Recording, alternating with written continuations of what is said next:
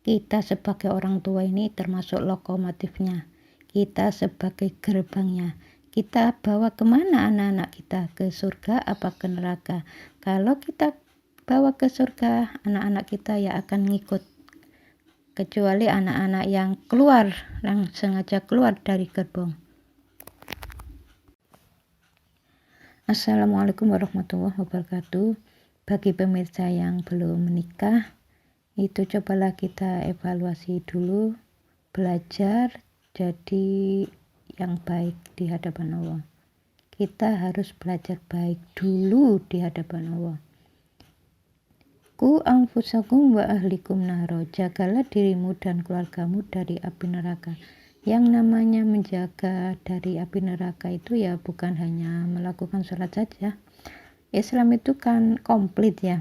Jadi kita ini harus lemah lembut, belajar untuk tidak suudzon, belajar untuk tidak mencari kesalahan orang lain, belajar untuk tidak memaki, dan sebagainya.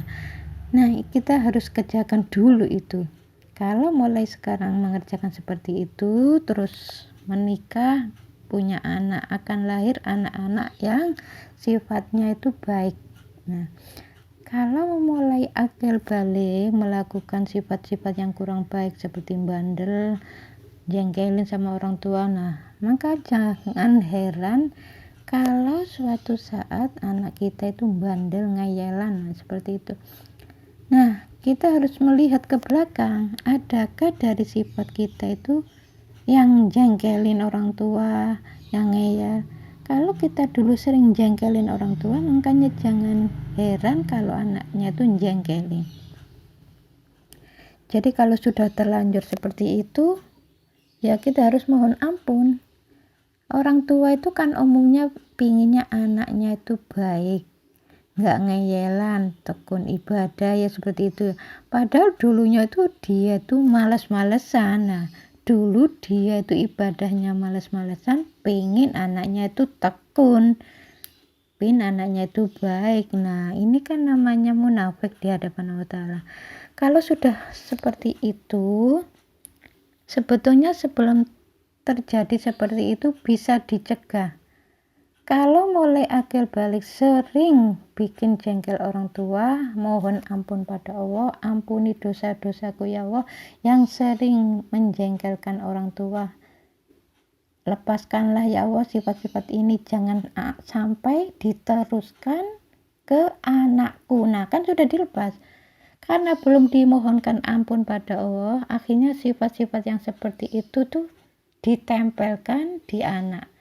Maksudnya Allah tuh, ini lihat nih, kamu itu dulu sifatmu ya seperti anakmu ini, lihat kamu itu bandelan sama orang tua, sering bikin jengkel. Anakmu sekarang bikin jengkel, kamu sakit hati apa enggak? Maksudnya Allah itu seperti itu. Sebagian orang tua itu kadang-kadang nggak mengakui, mintanya tuh anaknya tuh baik, nggak jengkelin, padahal dulunya itu sering jengkelin orang tua. Kalau dulunya sering jengkelin orang tua, ya wajar anaknya jengkelin, kecuali kalau sudah dimohonkan ampun, ya Allah selama aku mulai balik sering jengkelin orang tua, jika itu salah dan dosa di hadapanmu ya Allah, ampuni dosa-dosaku ya Allah, lepaskanlah sifat buruk seperti ini, jangan engkau turunkan ke anakku. Seharusnya seperti itu. Karena belum dimohonkan ampun, akhirnya lanjut ditempelkan ke anaknya, nih sifatmu itu seperti itu, kamu mau mengakui apa enggak, kamu mohon ampun apa enggak. Maksudnya Allah itu seperti itu. Kalau sudah terlanjur belum dimohonkan ampun, sudah terlanjur melahirkan, akhirnya sifatnya itu nempel ke anak. Ya Allah, jika anak-anakku bandel, Engkau turunkan sifat-sifatku yang tidak baik itu kepada anakku. Aku mohon ampuni ya Allah sifat-sifatku yang gak baik itu. Dan aku mohon lepaskanlah sifat-sifatku yang buruk itu yang Engkau turunkan ke anakku. Lepaskanlah ya Allah. Doa seperti itu ya terus menerus dipanjatkan pada Allah. Allah itu nanti melihat, oh kamu mulai ngerti ya. Disitulah mulai ayat itu ku anfusakum wa ahlikum nar itu mulai kelihatan. Jadi nggak cuma nyuruh anak itu supaya rajin sholat, rajin belajar, bakti sama orang tuanya, enggak gitu aja. Ya orang tua itu harus belajar untuk lemah lembut, terus evaluasi diri sendiri. Jadi anak yang nggak baik tuh ya jangan dipuji-puji, yang nggak baik tuh ya jangan dihina. Akui semua kalau itu akibat dari buat tanganmu yang dulu sekarang itu nempel. Kalau belum dimohonkan ampun ya seperti itu akan lanjut nempel ke anak. Jadi kalau sebelum menikah itu sudah dimohonkan ampun pada Allah, yang selama itu sering jengkelin orang tua, yang selama itu sering tidak patuh, malas-malesan belajar, malas-malesan baca Quran, malas sholat misalnya, harus dilepas sebelum punya anak. Seharusnya kan gitu, mohon ampun pada Allah, terus mohon dilepaskan, jangan sampai sifatku yang gak baik itu nantinya nurun ke anak. Nah, karena belum dimohonkan ampun sampai terlanjur hamil, melahirkan, ya sudah akhirnya nempel. Ya, mumpung belum terlambat bagi pemirsa yang belum menikah, mulai sekarang mohon ampun pada Allah atas kesalahan yang selama ini diperbuat kepada orang tua. Terus sifat yang seperti itu mohon pada Allah ya jangan sampai diturunkan ke anak yang akan datang.